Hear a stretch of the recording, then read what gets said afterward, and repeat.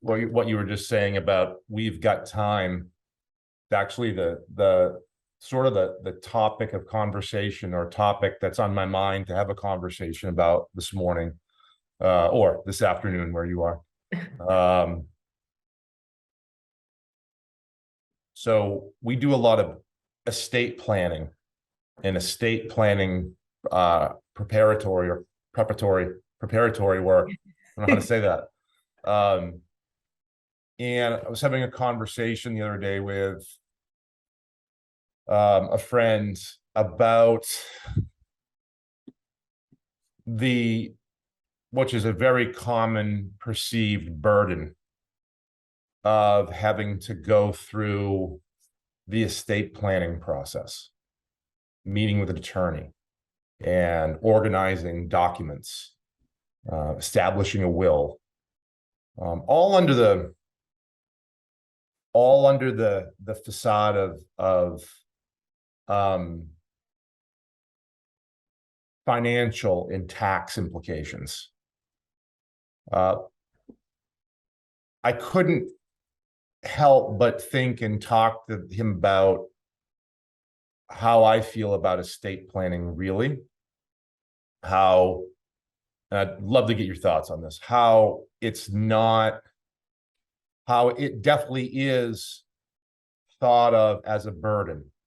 People tend to, including myself earlier on, tend to kind of kick that can down the road. Oh, it's just, life's moving so fast right now. Yes, I know there are important documents, legal documents and such to get into place.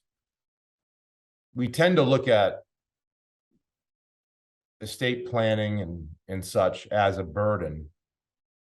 But, over the years of being a financial advisor and working with people and going through the process myself many years ago, it's actually an opportunity. And let me throw something at you here, because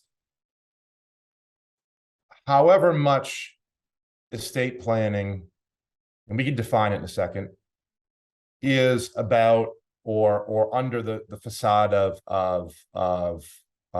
avoiding any unnecessary estate taxes,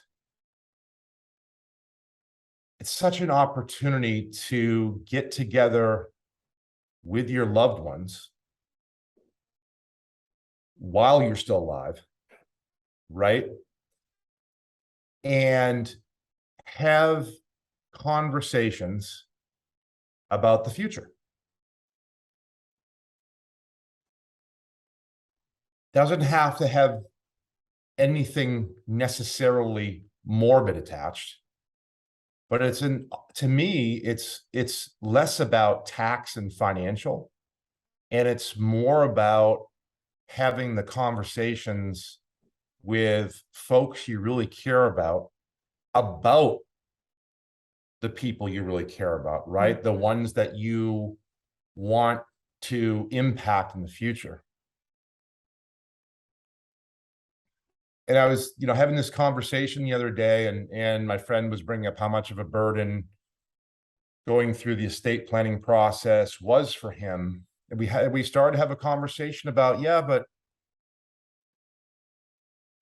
how about approaching it from a perspective of, you get to realize today, while you're still on this earth, you can sit down with your spouse and talk about things that perhaps with life as it's happening all around us, right? We're pulled away every day in other directions. I can speak for myself right now. School started. I naively thought life was going to slow down after this summer with school starting, but what's happened is certainly the hustle and bustle of school, great, but then the activities after school, racing off to softball practice or flag football or piano or what have you. And, it's a good example of how there are certain things that we have on our list to accomplish, but then life happens and we kind of postpone that to down the road. When these conversations that we could have about estate planning actually are opportunities for us to engage with people that we love today and talk about the people that we love and how we want them impacted in the future. I just thought I would bring that up this morning with you, because you and I often talk about not necessarily strictly the financial side of things when it comes to working with folks in an advisory capacity, but the emotional side of things and how that is such an important thing to have perspective on and realize.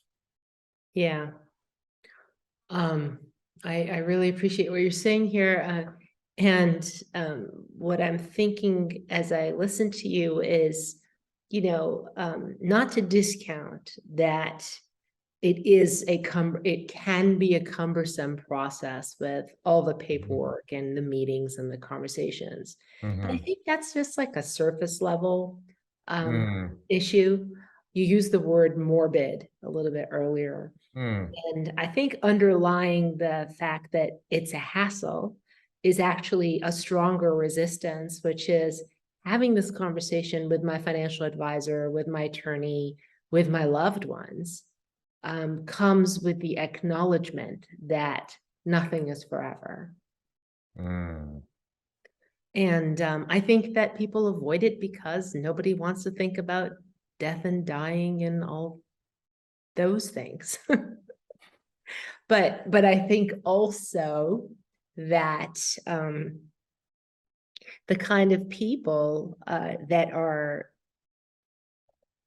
attracted to the way that you present a financial plan. When I say you, I mean you and Beck Bode. The kind of philosophy that you espouse is really realistic. There's no fantasy here. There's no promise of something that we don't know. Right? It's like you're not selling anybody a bill of goods. There's no certainty. There's no certainty. There's no certainty whatsoever. And at the same time, there's a lot of opportunity. So that's kind of exciting. And I think that parallels what you were saying about, like, yeah, on the one hand, it's got to talk to the attorney, but what an opportunity. It's an act of love. To plan for one's demise is truly an act of love. And to say, I love you and I want this for you. I want this to be this way while I still have my capacities, because it could be that we live quite some time, but we just don't have the mental capacity at the point when it becomes necessary to make those decisions. So why not make it when we're at peak health? So yeah, so that's what I think of as just what keeps people from doing this process is actually a level of fear, which, as we know, gets in the way of all kinds of other things when you want to plan for the future. For sure. No, I appreciate that, Robbie. And something you said there too, related to estate planning, but not something in and of itself, is life insurance. Right? It's, as you talked about a moment ago, or what I heard was, the somewhat difficult aspect of approaching a concept that you don't really want to think about, your own demise. And that's, I think, a really legitimate reason why things get deferred in our lives, right? The mental aspect of having to deal with a concept that is uncertain. And I just think opportunity is such a great word, because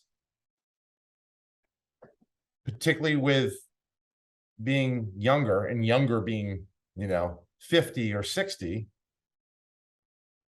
these concepts, that the concept of the opportunity, by and large, the result of the estate planning or the life insurance is still, for a lot of people, very far down the road. Yeah.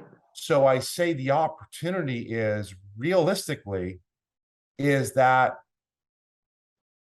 having these conversations with your spouse and your loved one is such a great opportunity to forget about the result of the estate planning, to deepen relationships Yeah. with the people that you love. Mhm. Very common thing, and I went through the same process with my wife when we were going through years ago. We started having children. Geez, in my mind, it was like a few years ago, but actually it was like 9 or 10 years ago. You've had But a couple since. yeah, I've had a couple. Geez, it's just everything kind of again, a good example of how just life just takes you in that Yeah, direction, right? time. We were are lucky enough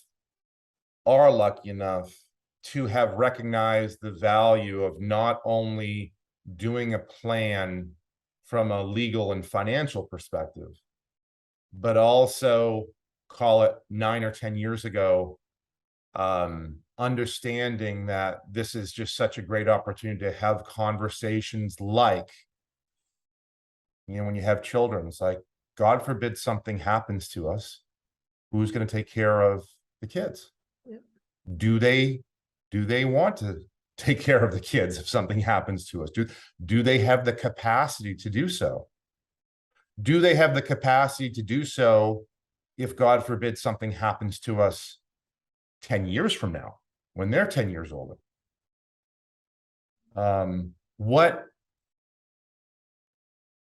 This was really like emotional for us, is that what do we want for our children? This is more rhetorical. How often do you sit down and think and map out, in your everyday life, of what opportunities at least you want your children to have in the future, and what we're doing every day to drive ourselves towards those opportunities. And again, I could speak for myself, even though we've gone through these, certainly planning, just in financial planning alone, but estate planning and such. And we've sat down, my wife and I, and talked about the types of opportunities that we want our children to have. In the same level, then, again, life takes off and you go, and it is healthy, and I think necessary in the pace of our daily lives to try on a regular basis and return to that conversation. Just like we have an annual meeting with our clients to review the financial plan, the goals planning statement that we've put in place for them, but also review how we together are doing on that path to achieving those goals. Does that make sense? Yeah, totally. And also what you said about the 10 years later, will they want to take our kids, or, will they be able to? That is so important. It's one thing to say, I'll take a 3-year-old or 4-year-old, and then you have a 15-year-old, and how's that going to work? But yeah, all of this, and we meaning you and I, talk about this kind of stuff frequently because we're in the business, and right. we're in this environment. Most people are not. And so most people, so, even less than we talk about it, it's not on their radar. Add to that the resistance that it's not a pleasant topic, because it forces me to deal with the reality. It makes it something that just gets deferred.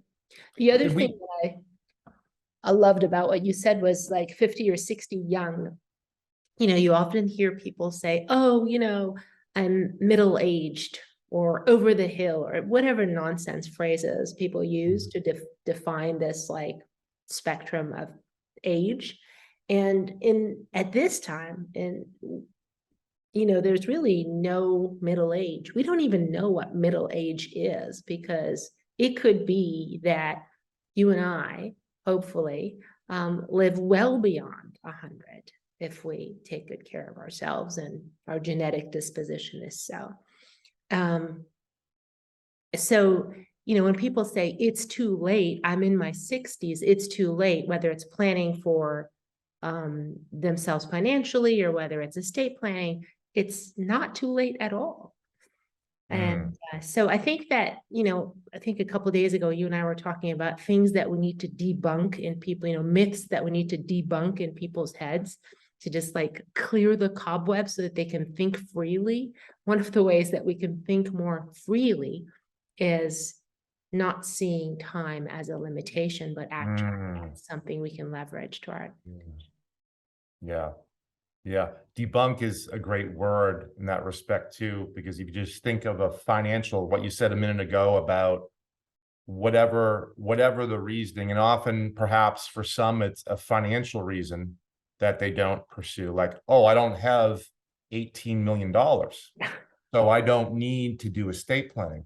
Well, I can tell you for one, in Massachusetts, where I live, with respect to Massachusetts estate tax, if you have a home, if you own a home and you have a life insurance policy and or any kind of money in your 401k, however little, you're probably going to be impacted by the Massachusetts estate tax, given its low levels compared to the federal estate tax.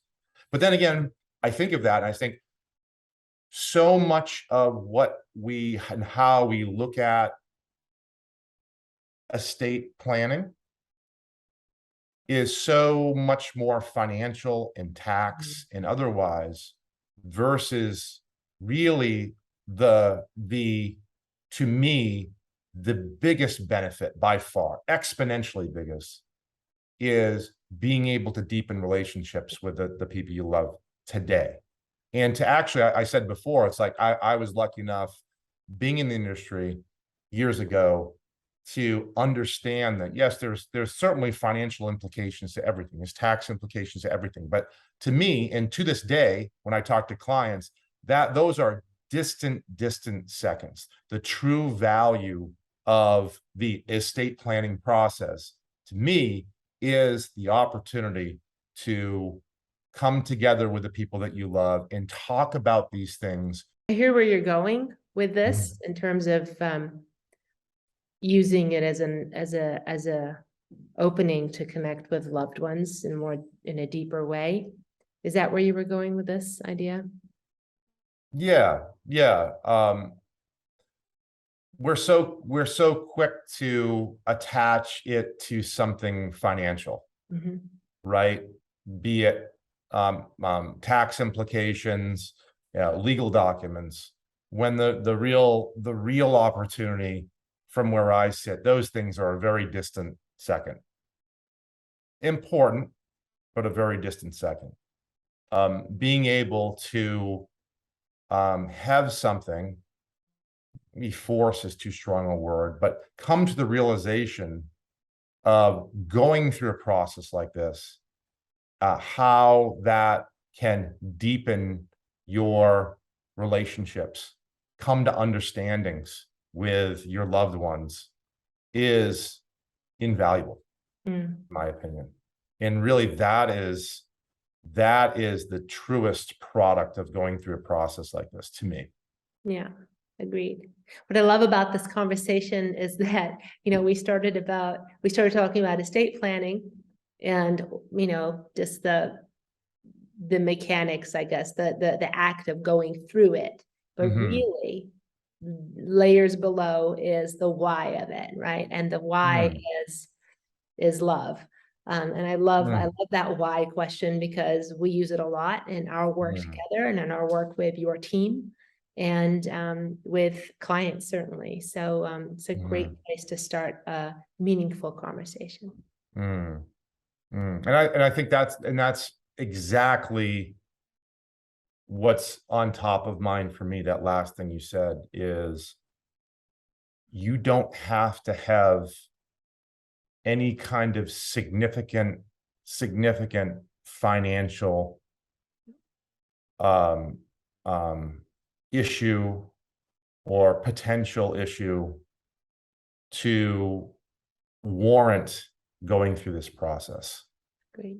You have to just have a care for, which I haven't met many people that don't. You have to have a care about the future. And understanding that you can have such an impact on the future. Again, not by preventing some of your money 30 years from now, for example, from being taxed a little more than it could be, but by engaging with the people that you love and deepening those relationships today. That's worth so much more to me, you know, as a human being and family. And you said something before, Rabia, too, about how at age 50 and 60, you know, that game is different today than it was even 10 or 20 years ago in terms of longevity. Yeah. You know, we're going to be we're living every day. We're living longer and longer. And why finance, right in the middle of finance and family, for us at Beck Bode is fitness. Yeah. Right? Because that's a big hidden. Fitness encompasses, you know, health and both physical and mental. Yeah. Very important. Because we know what I just said, what we often talk about is that we're going to be living longer, and it's so incredibly important to keep our bodies and our minds aligned with that fact. And it's just an incredible opportunity to engage with loved ones and deepen those relationships today. Yeah. Thank you for this reminder. It's always good to be reminded of that. I think we need to do intros. We always forget to introduce ourselves. We do. Go for it. Well, I'm Rabia, and this is the NoBondsCast by Beck Bode.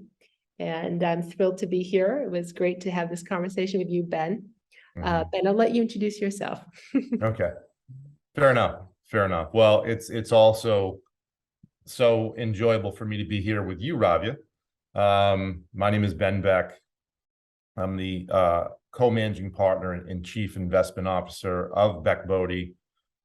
We are a financial advisory and investment management firm headquartered in Dedham, Massachusetts. But I feel like we're so much more, Rabia. You are. We what really drives us when we think about our core values, what we just mentioned a moment ago, family, fitness, and finance, are three things that are tremendously important to all of us here at Beck Bode. And the conversations like we had today are conversations that we look forward to engaging with our clients and future clients. And we have these podcasts often now together, and we look forward to having more and more topics. You can find us on Instagram, Facebook, LinkedIn, and through the various places that you find podcasts from Spotify and otherwise. But I appreciate you being on again this week, Rabia, and I enjoyed our discussion today. I did too. Take care. Good to see you, Ben. Good to see you. Bye-bye now.